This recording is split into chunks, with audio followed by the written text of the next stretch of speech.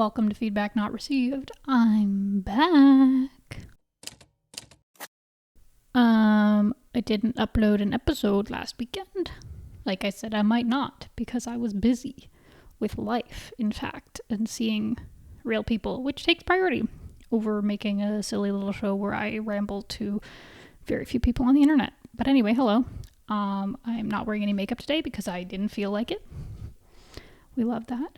The bare face, whatever. Funny thing is, I actually, I alternate on the day-to-day between sometimes wearing makeup, sometimes not wearing makeup. Doesn't usually bother me. But as you can tell, my eyebrows and my eyelashes are very, very invisible. In real life, they're still very invisible, like, the cat's here too. Completely white blonde, which is fine. You can still actually see them, right? But particularly on camera, they're not super visible, but we move, we live, whatever. Boy has arrived. You can't see him yet. You will see the boy in a moment. Hi. Say hello. There he is. Anybody say hello to the boy. Anyway. I have no eyebrows or eyelashes. I mean, I do have them. You just can't see them. It was really funny. There was like a trend for a while, maybe like a couple years ago, where having like bleached eyebrows was like on trend. And I was like, my moment has arrived. Anyway, like I said, in day-to-day life, sometimes I fill in my eyebrows and wear mascara and sometimes I don't. But today I'm just not wearing any makeup at all. Because, well, to be honest, because my skin and my eyes have been really irritated the past few days. Partially with seasonal allergies. There's a particular tree that I am allergic to that is pollinating right now, so there's that. And also, because the prairie provinces are currently on fire, we are blanketed in wildfire smoke too, which is very bad. Feels very bad on your face and skin and eyes and lungs. So, just we're doing no makeup because my skin is suffering and my eyes are suffering. Actually, yeah, I don't know. My one eye is kind of a little bit bloodshot even still. Actually, this, I'm just so, we're full into it. I'm rambling now. I got LASIK several years ago, which was amazing because my eyesight before I got LASIK was like literally so bad, LASIK, amazing. But ever since I got LASIK, this one eye the inner corner gets bloodshot really easily. Like anytime this eye gets like irritated or dry, it just gets like so red, which is funny. Makes me look a little bit evil sometimes. But anyway, we're trying to avoid irritating my skin and eyes right now. So I also did some skincare recently, actually this week also, because the wildfire smoke was aggressively attacking me. Also, which sucked, by the way. Like, so many people are losing their homes and everything, and the communities are just being absolutely destroyed and complaining about the smoke. Like, anyway, I'm only complaining about the smoke because that's what's affecting us here. And I'm not saying, like, anyway, wildfires are horrific, and the worst thing we deal with is the smoke. But anyway, the smoke was destroying my skin this week. And, and there goes the cat. Bye. He's leaving. He'll be back, I'm certain. I did slugging this week, which if you don't know what slugging is, it's when you put on your skincare at night and then cover your face in a very, very thick ointment to kind of like seal everything to your face. And then theoretically, overnight, because the more of the ingredients have to get absorbed into your skin compared to evaporating off your skin or like rubbing off in the night. It worked, I think. My skin is it did. I have a few pimples that are currently healing that I've had a lot of hyperpigmentation on my skin. Even the past few weeks, for whatever reason, the hyperpigmentation on my skin has been worse than usual. I mean, because I'm so pale, my skin gets red very easily. And so I do get hyperpigmentation with like blemishes, but the past few weeks it's been like very red and like not going away, so it did help with that. I used Aquaphor. I had to buy Aquaphor because I have this one spot on my lip that keeps being super dry and cracked and not healing, so I got Aquaphor for my lips, and then I was like, well, since I have it, may as well slather that shit all over my face. And then yeah, it did help with the hyperpigmentation a little bit. I likely won't do it very much because, to be honest, I'm a side sleeper and I roll around a lot while I sleep. I'm a very active sleeper, so it was kind of gross but it did work. And I think it did. It's kind of nice because it was like that barrier across my skin, you know. Oh. Anyhow, that's why I'm not wearing any makeup today. And also, even without that justification, I can do whatever I want, as we've discussed before. But I'm also fine with that. I don't know. I'm not too worried about it. But yeah, I didn't post an episode last weekend because I was doing real life stuff. And I was still feeling kind of demotivated, to be honest. But then I logged into my YouTube. Like, I really haven't been looking at like numbers. Like I said last episode, I don't feel like posting short content. I haven't really looked at the TikTok. Like, it just was like bothering me and like not fulfilling and making me like feel mentally ill. But I did log into the YouTube yesterday or the day before. Recently, time is meaningless. Anyway, someone had commented on the last episode that like it got like they were sleeping and it got put on their like autoplay, and they were like, "Oh yeah, you have a really nice voice for like sleeping." So like 10 out of 10, and I was like, "Oh, that's really nice." So that was a nice little bit of motivation. I probably was going to record today anyway, but it was nice. Maybe I'm setting myself up for failure by being vulnerable on the internet, but I have been mocked for my voice a lot in the past. Like, I was actually bullied for my voice in high school. Like, people have told me many, many times that my voice is annoying or grating, or that like I talk too loud, and that's an ADHD thing. I talk too loud. I'm constantly being told that like I need to quiet down and all that stuff. So, having someone be like, "Oh, your voice is really nice, like soothing for sleeping." I was like, "Oh, well, that is nice." Like, it was just it would be nice anyway. It was a nice comment to see, but particularly for me, it was like, oh my God, the opposite of what people bullied me about in high school. Great.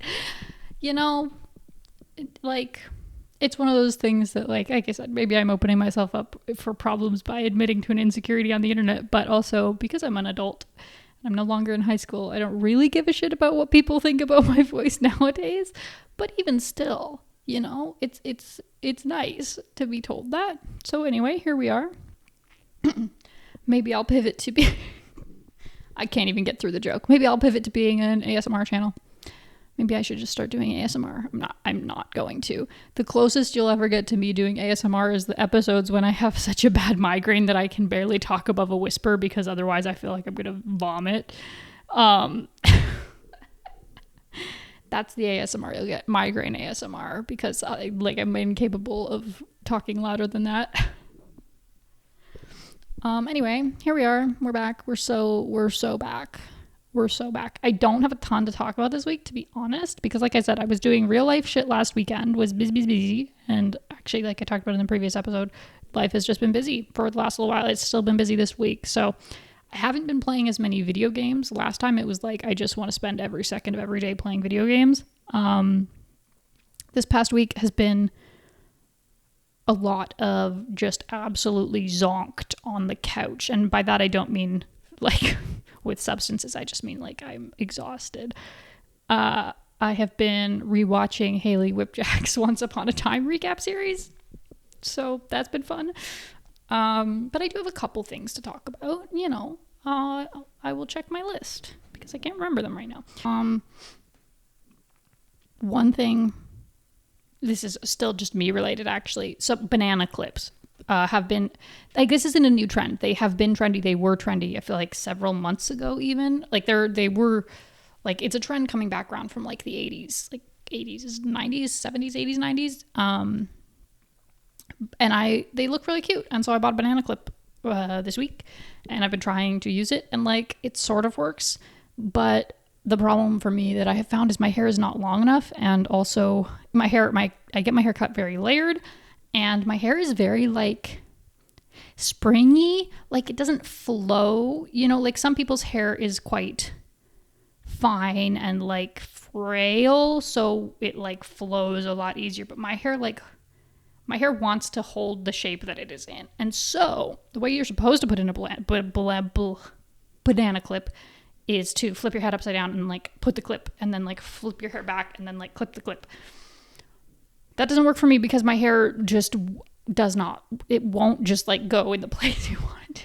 but anyway, it's been fine. It's a cute hairstyle, but I think I didn't buy like good clips, so that was my own fault. But yeah, that was just another like random thing I did this week. I was like, I've been trying to use banana clips.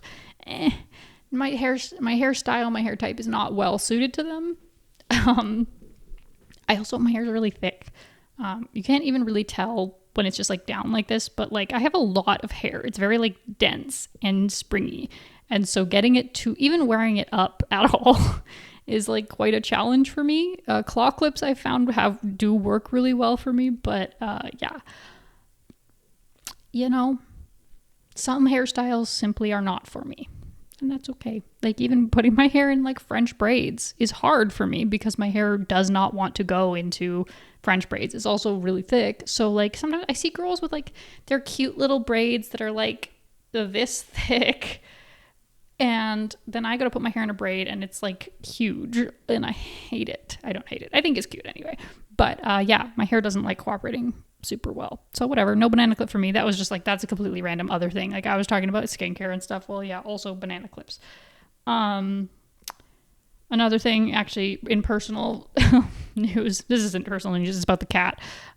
He was very naughty this morning. And last night when I was in bed, I had some chips. And yes, I eat chips in bed, but I'm not messy. I don't get crumbs in my bed. Okay, I'm very tidy. But anyway, I had a little bowl with chips.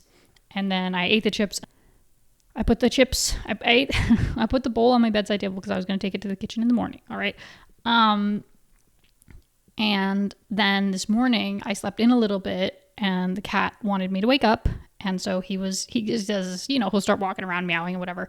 And then I guess he went over and was like, oh, this bowl has like chip crumbs in it, which he thinks are tasty.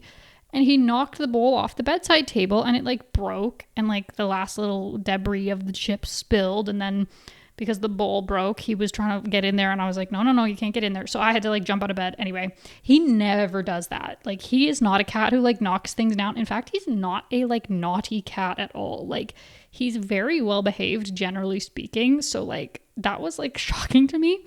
And even like I had to scold him a little bit to like make him leave it alone because it was like, no, I'm trying to clean up like a broken bowl here. Like you can't be in here with your paws and you'll get like hurt or whatever. So I was like scolding him and he was like, he didn't even like know what was happening. He's not used to being scolded. And that's not because I do spoil him, but usually he doesn't do anything worthy of being scolded. He like doesn't do bad behaviors. Anyway, shocking. I'm very disappointed in him. But then he did come up and apologize later, which if you don't have pets, that may not make sense to you. But, he understood that I was scolding him and that he had done something that wasn't nice. And so he sat like across the room, like purring while I was cleaning up. And he didn't come closer. He knew that I was telling him to like stay away. But then afterwards he came up to me and was like, oh. So anyway, we're fine. The beef is squashed, but he was naughty this morning. Shocking behavior from him. And like it's on me for leaving a bowl with some crumbs of chips in it on my bedside table, but also like whatever. That's not the worst thing in the world. And yeah, and I can't blame him for wanting to eat the crumbs of chips because it's like salty and delicious and he's a cat, but can't be knocking stuff down. I'm not even entirely convinced that he did it on purpose. Like he might have just been trying to lick the chips and then like the bowl got knocked over, but like anyway.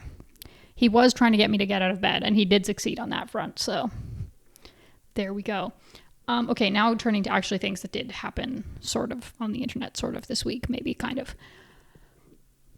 The trailer for the second installment in the Wicked movies dropped this week.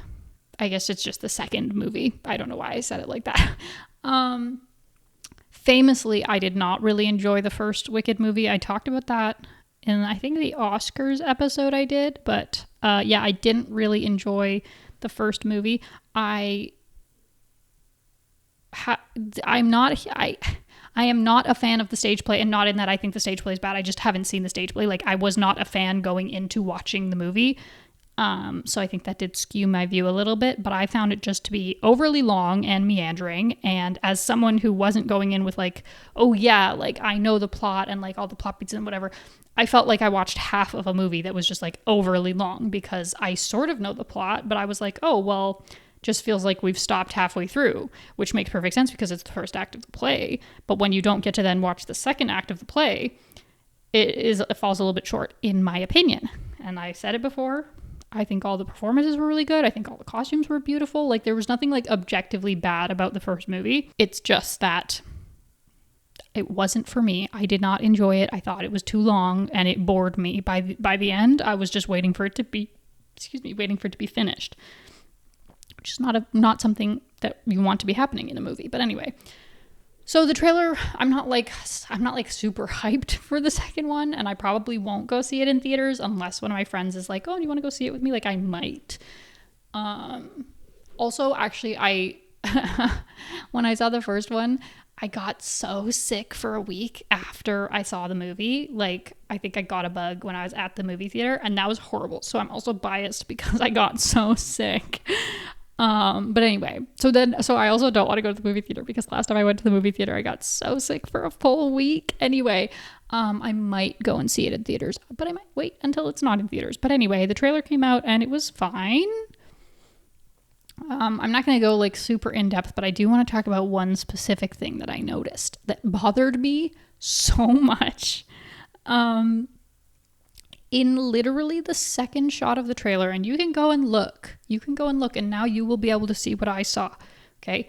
I am passionate about costumes. I'm passionate about costumes and sewing and that kind of thing. I am not by any means an expert. I have no formal education or anything like that. I just really like costumes. I admire good costuming, and I also notice bad costuming. So literally the second shot of the trailer, when she's in like the tower in Oz, like in the wizard's tower, I think, and she's like out on the balcony in her like, I think like it's her like wedding dress, or like she's wearing like a white dress with like bejeweled around the bust here, like little like strapless number sweetheart neckline, right?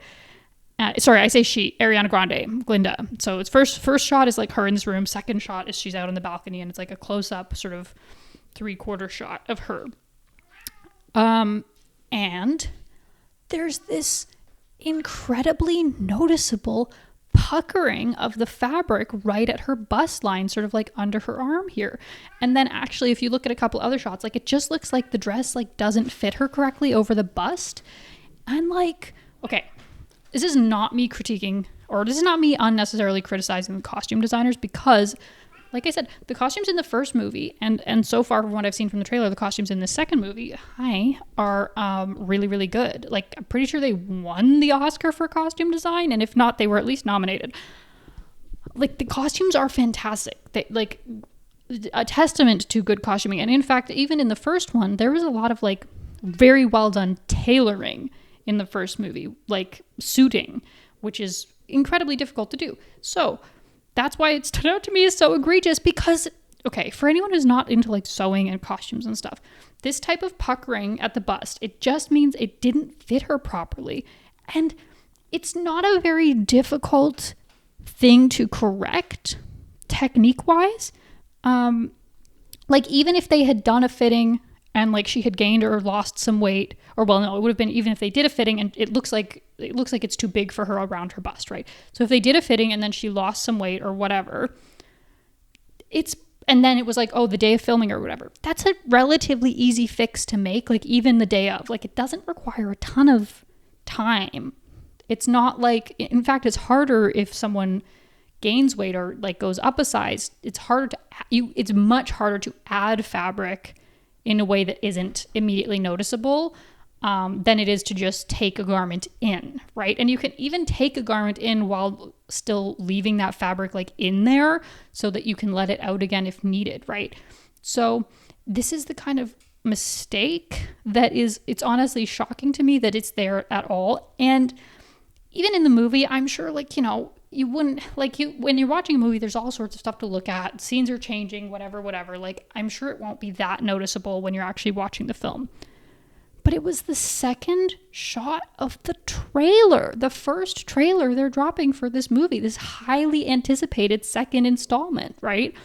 So it's shocking to me that is even in the trailer, because at that point, it's like, you could edit the trailer in literally any other way that doesn't immediately showcase this like glaring bad fit of this dress.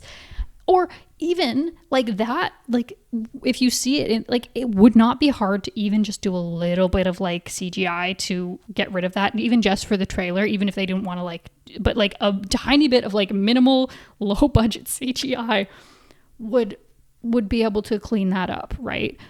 I was just like, again, it's not me saying that I think the costumes are bad or that they're going to be bad, right? Because this is part of the reason that it stands out to me is because it's a deviation from the incredibly stellar costuming that they've done that they did for the entire first movie, and based on what I saw, that will continue into the second movie, right? But I was like, oh my God. Like, I truly, I can't find anything in me that like justifies how that happened, except to say that probably, like, in my opinion, I think costumers, costume designers, costume makers, generally are very meticulous people, because making detailed, well-crafted, handmade clothing is an incredibly meticulous and detail-oriented process. If I had to guess, my speculation would be that either budget was not allocated or appropriate time was not allocated, and that like this was probably an issue with production and not with the costumers themselves, I would venture to guess. But it just grates on me. And like a lot of people probably wouldn't even notice, right? A lot of people are watching the trailer and they're like, wow, blah, blah, blah, wow. But I like zeroed in on that immediately. And to be fair, I already didn't really enjoy the first one. So I was watching the trailer kind of like, oh yeah, okay, I'll watch the trailer because sure. But like, I was already not, some people were watching the trailer and were like, oh yeah, like I'm so hyped. Yeah, like, woo, Wicked, second movie. I'm so excited. I'm going to cry, blah, blah, blah. Fair enough. I was already watching it like, well, here we go again. Like, all right, I'll watch your trailer, I guess. So it wasn't that I was looking for something. I wasn't looking to find a flaw, but I also was not going in with that like excited mindset that lets you look over that kind of stuff, which is completely fair. I've totally done that for other stuff. Anyway, now if you go and look at the trailer, you will see what I saw. And you will not be able to unsee it. And now I really want to know, once the movie comes out, does that dress look like that the whole time she's wearing it? Is it just badly fitted the entire time? I hope not. But it doesn't bode well. Because, like, I think Glinda has, like, 3 outfits. And that's one of them. And to be clear, this also isn't me. This isn't a commentary on, like, Ariana Grande's body or anything. Like, when I said, oh, it's likely that she lost weight in between fittings or something like that. There's not a comment on her body or whatever. Like, that's just my best guess of like how you end up with the final product in your movie looking like that, because otherwise it's just like a really bad job. But like, that doesn't seem like what happened to me anyway, I'm not commenting on people's bodies. I'm just saying that's how tailoring works. Okay.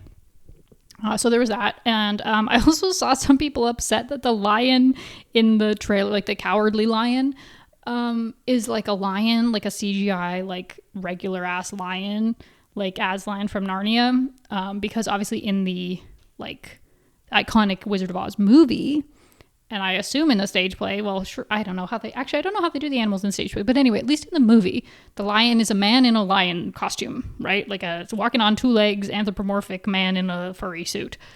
And I guess a lot of people were kind of expecting that for this one, which is interesting because as far as I can tell, all the animals in Oz are all just, they're like regular animals. Like they walk on their 4 legs and they look like they don't have like anthropomorphized features or anything. They're just like animals that they can talk, right? Which is, the cowardly lion is just one of those animals who can talk. So I don't know why, like, I guess I see that people were like, oh, but it's not like the movie, but it's not supposed to be like the movie. It's supposed to be like the book that the play is based on, in which the animals are all like regular ass animals that can talk. So anyway, there was that too. Otherwise, I don't know, looked like Wicked.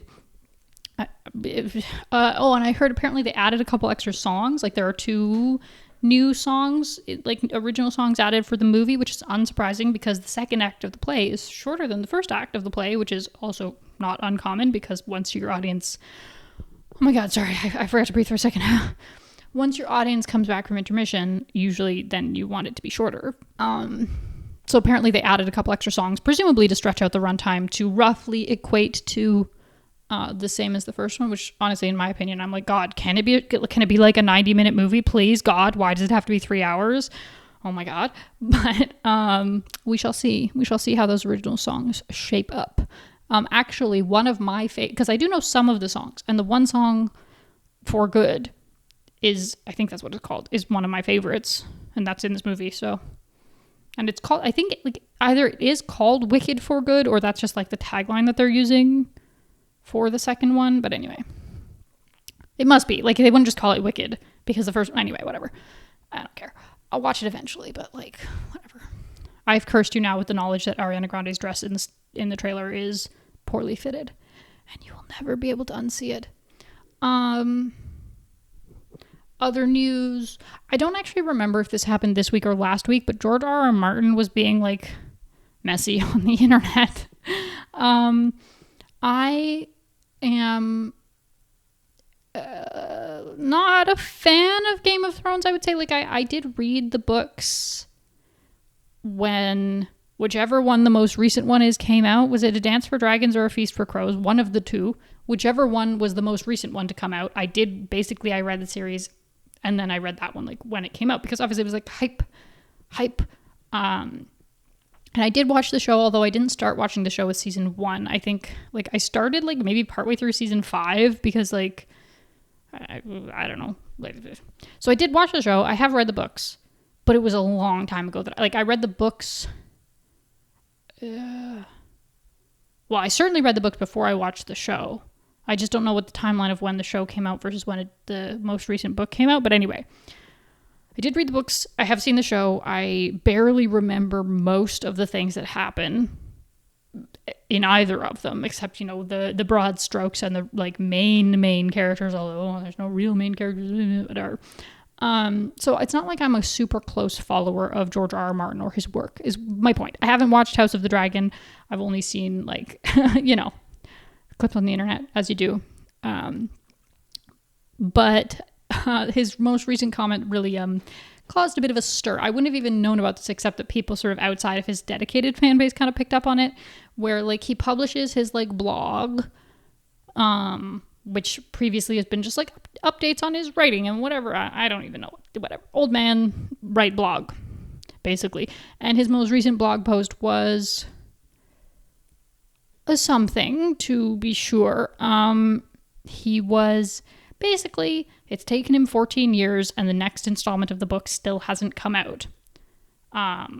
Which is a very long time to go between books, right? And so people on the internet and fans of his work have generally been kind of pissy, which, I mean, I think it's fair. Like, I don't think it's fair to attack or harass anybody, but to have conversations within fan communities that are a little bit sour on that. I think, like, you know, people are allowed to talk about that kind of stuff as long as you're not directly like tagging or like harassing someone like in real life, right? As long as you're not bringing if you're criticizing someone, just don't at them, you know, that kind of thing, I think is perfectly fair, right? And I do think creators have a certain level of responsibility to like not engage with fan conversations that upset them, because it's like, unfortunately, people on the internet are never going to 100% agree with you. And so it's better just to remove, like, unless you have he has his blog, right, which is specifically curated, and it's like, that's a space where you can interact with your fans and you have comments and whatever, right? Or like at a convention, like at a panel, right? That's where you should expect people to behave themselves and not like be harassing or, you know, whatever, right?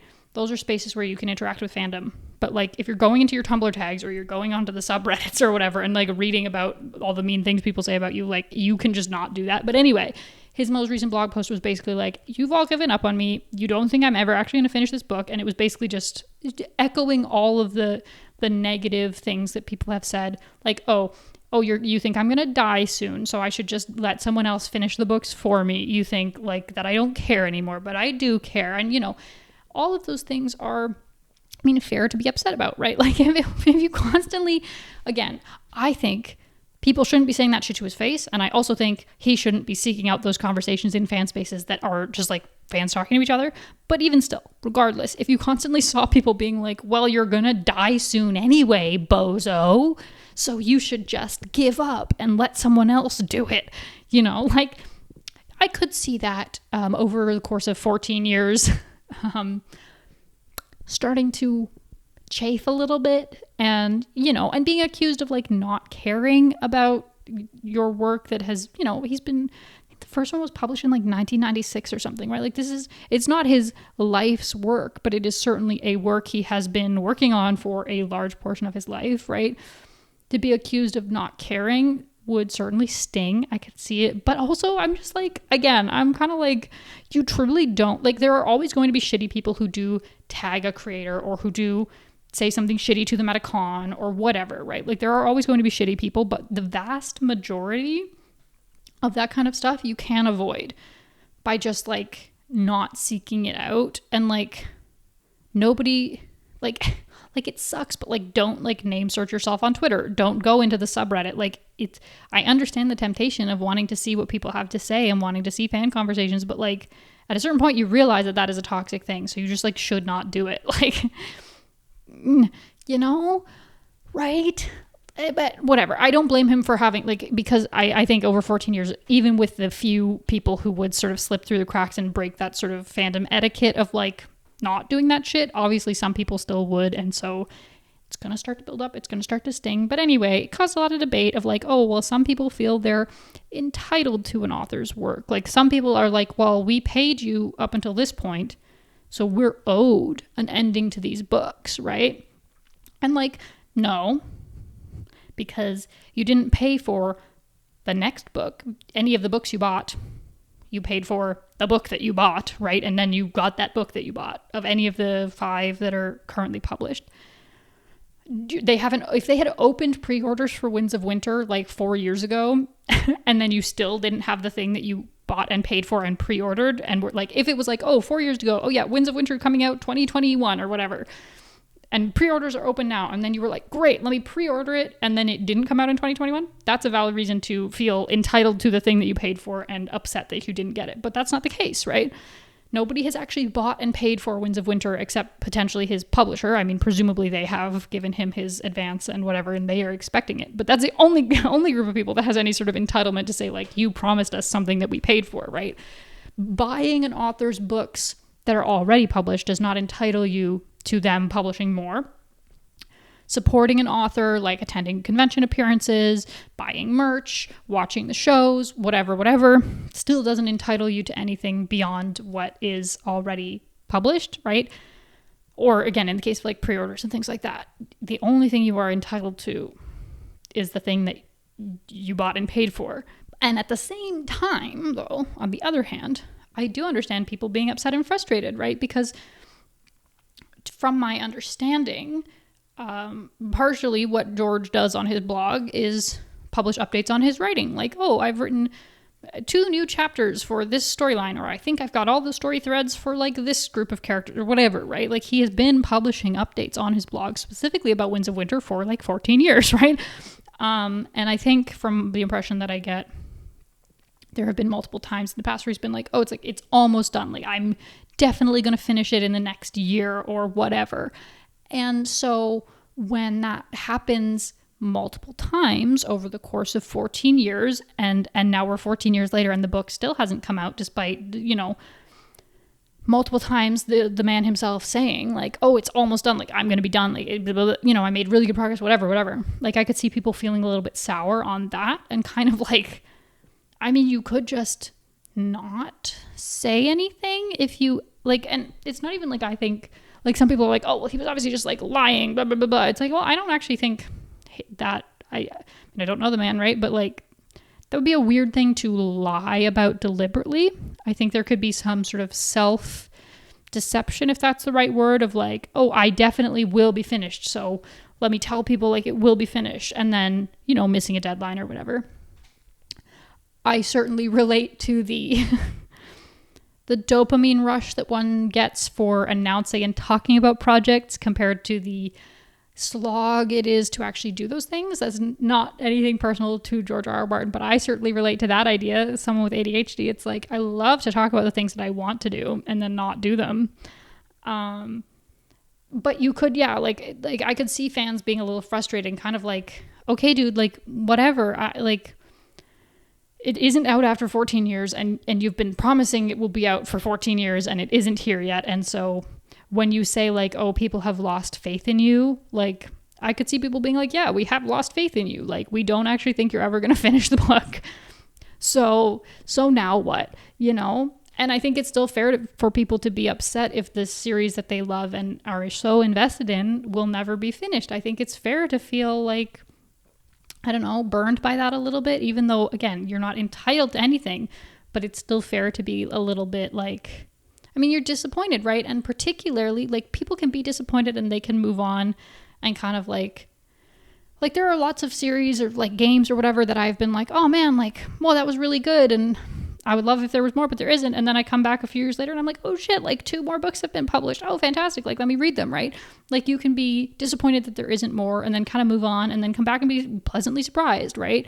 Or if it's like, oh, well, like, I don't know when the next book's coming out. And then you see an announcement and it's like, oh, the author's announced that like the book is coming out this June or whatever, right?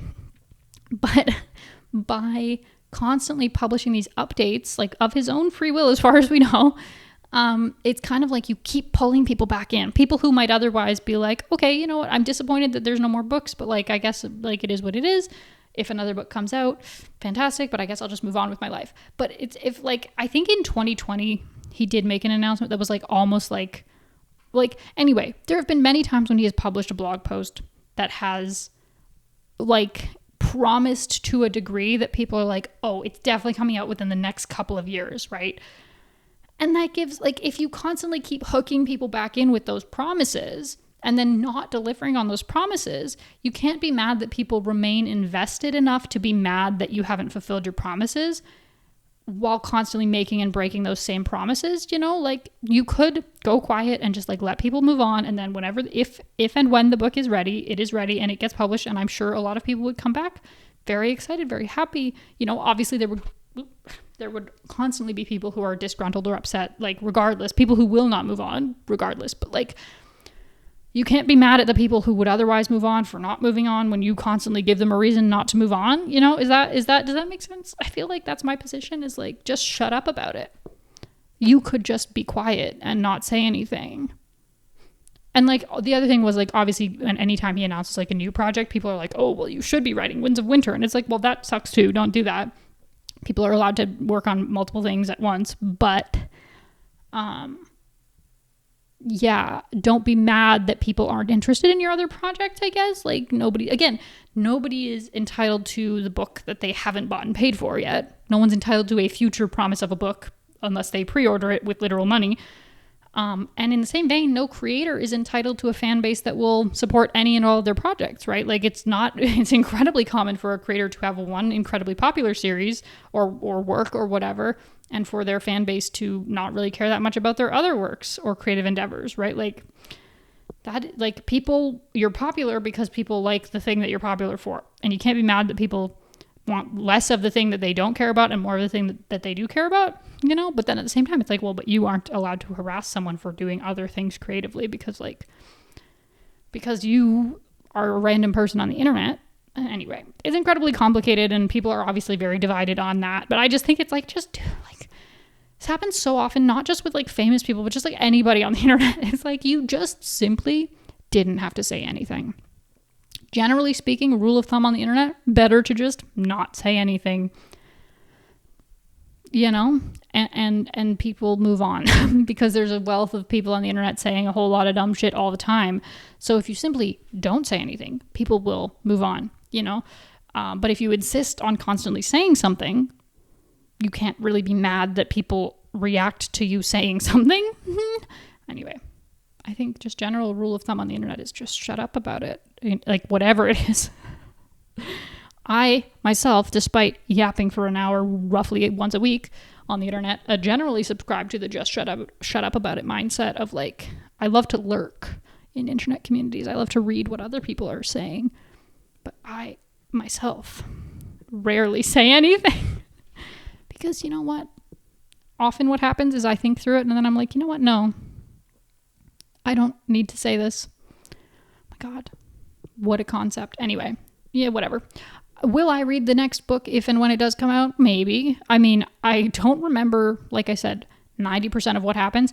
And even like the differences between what happened, like obviously I remember the show more because I more recently watched the show, but even then it was a long time ago. But there's so many characters in the books that are not in the show or storylines that got changed for the show that like I think, and I have no will to read the first 5 books again because they're so long.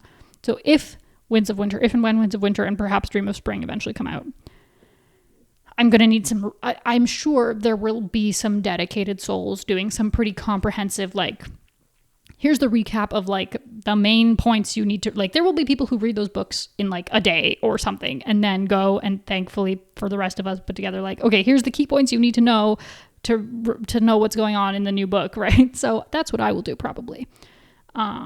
But yeah, I wouldn't even blame people who are like hardcore fans. At this point, like if you were a hardcore fan, even up until 2020, and you haven't read the book since 2020, like there's a good chance you don't remember a lot of what happened. And then like I wouldn't blame people for not wanting to go to the effort of like reading those 5 books again, right?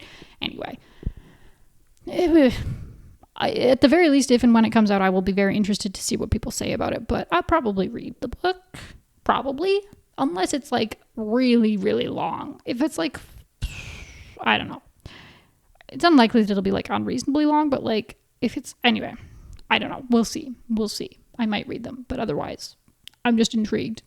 I'm intrigued to see if it actually gets published, to be honest. And when, because like maybe I publish this episode and then 2 weeks later there's an announcement of like, psych, losers, Winds of Winter is releasing in a month or something, right? And then more fool I. But there's also a good chance that I release this episode and then 5 years later someone comes across this episode and is like, damn, she was talking about Winds of Winter not being published back then and it's still not published. Like, both are equally possible, I think. So we shall have to see. Maybe I will eat my words in like 6 months. Who knows? Let me see, other stuff. Those are like, I think, my 2 main big things. Oh, another fun thing that did happen this week. Yes, it did happen this week. There's a new season of Dimension 20 started with the Intrepid Heroes, which are like I don't know if the main cast is the right idea, but like the longer seasons that they do are usually with the core cast of the 6 players. Whatever. New season of Dimension 20, and they were doing steampunk. They announced that whenever... This is a perfect example of what I was talking about. They released the trailer for Cloudward Ho, is what the new season is called. They released the trailer whenever it was. I watched the trailer. I was like, damn, looks fun. Can't wait for that. And then I pretty much forgot about it. And then it did come out. I'm pretty sure they didn't miss their deadline. They were like, it's coming out on June 5th or whatever it was, the day that it came out. And then it came out and I was like, oh shit, it's here. Great. But like, it wasn't like 2 years ago. They were like, we're making a steampunk season. And then every month you get an update that like, oh, it'll come out in next month. And then, right? Like they announced it. I forgot about it. They released it. Great. Perfect. Wonderful. I really, really liked the first episode. I'm very excited for this season, because like sometimes the vibe is simply not the vibe that you're super interested in, like a good example would be like Crown of Candy. I enjoyed Crown of Candy, but like I wasn't like, oh, hell yes. I enjoyed it. I did enjoy it, but it wasn't like, it didn't grab me immediately. But I am so into this. It's steampunk, it's airships, it's ridiculous. I love the characters. There's a bunch of like old adventurers with like the 2 young new adventurers. Oh, I love that shit so much. And Starstruck Odyssey is my favorite Dimension 20 season, I think. And to be fair, I was one of those people who was like, oh, if they do a Starstruck sequel, like, oh, I would love a Starstruck sequel, except also a lot of people were like, oh, I would love a Starstruck sequel, but like with different characters. And I was like, no. For me, it's less the setting that I'm invested in and more I am invested in the characters. For other people, they want another campaign in that same setting, but with different characters. So I understand that, but that's not my perspective. So I would be really disappointed if they did a Starstruck sequel, but didn't keep the same characters. So I was a little bit sad that they didn't end up doing a Starstruck sequel series. Oh my God, Starstruck sequel series. But I will say this feels like kind of a spiritual successor to Starstruck Odyssey, because it's like a bunch of chaotic people with some tragedy on an airship, which is kind of like a spaceship. And I just like, oh, yes. Yes, give it to me. And I'm fine with it not being like, because it's a different setting, then I'm like, okay, I'm not sad that we don't get those Star Trek characters, but like, oh, it's so good. And I love all the character concepts, like perfect chef's kiss, like the like bright-eyed, like new unworld wearied adventurer who just wants to like get out and see the world, and then the like grizzled haunted adventurers who have like they've lived a whole lifetime before those young adventurers were even born, you know, like, oh, yes, and like a lost continent, mystery, family. Also very funny. People were like, oh, I guess capitalism is not going to be the bad guy. Yeah. Oh, capitalism is 100% going to be the bad guy this season. Are you kidding me? The first episode ends with them being ambushed by, what's his name, Lord Murdershire or something, who definitely is like a wealthy there's literally a through line of like destroying the environment for extractionist reasons. Good. Like, from the perspective of people in the world, they're like, oh, we should destroy and extract resources from the environment. And then the characters being like, we should not do that. Capitalism is the bad guy. Capitalism is bad guy. I bet if I had to make a prediction, is my prediction, they're going to find the lost continent, which is what they're doing. They're finding the lost continent. And then it's going to be a whole thing of like, oh, the bad guys want to come to the lost continent to strip it of resources and commercialize it and blah, blah, blah, do capitalism at the continent.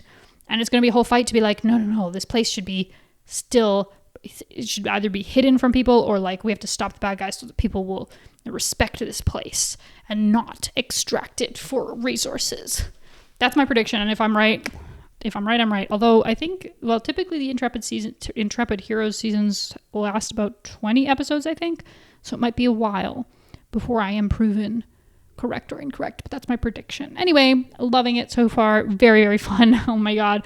Like genuinely laughing at several points in the episode, and like genuinely wanting to like pay attention while they were speaking. Cause you know, sometimes you put it on a D&D campaign in the background and you kind of pay attention, but like not really. And you just want to listen to people talk.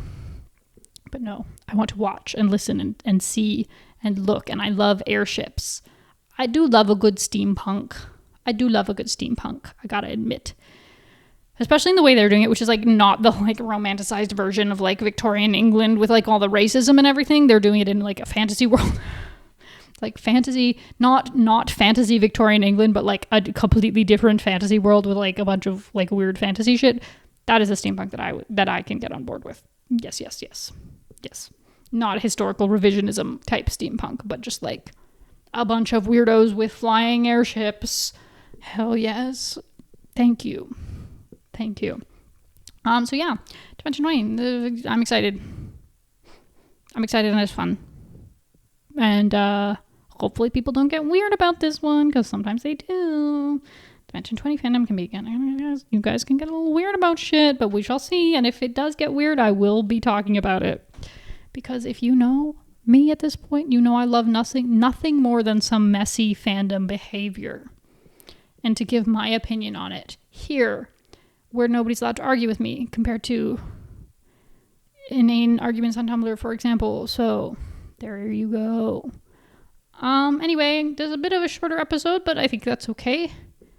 Shortish. I'm gonna go and edit this episode, because next week's gonna be freaking busy again. Holy shit. Yeah, next week's gonna be real busy for me. So I will try and get this edited and posted and ready to go before then. Okay, well, as always, there's definitely stuff I didn't talk about this week. I fully acknowledge that, but also I'm the one with the microphone, so I get to pick what I talk about. And if you want to talk about other stuff, you can buy your own microphone and talk about it with your own microphone. Okay, bye.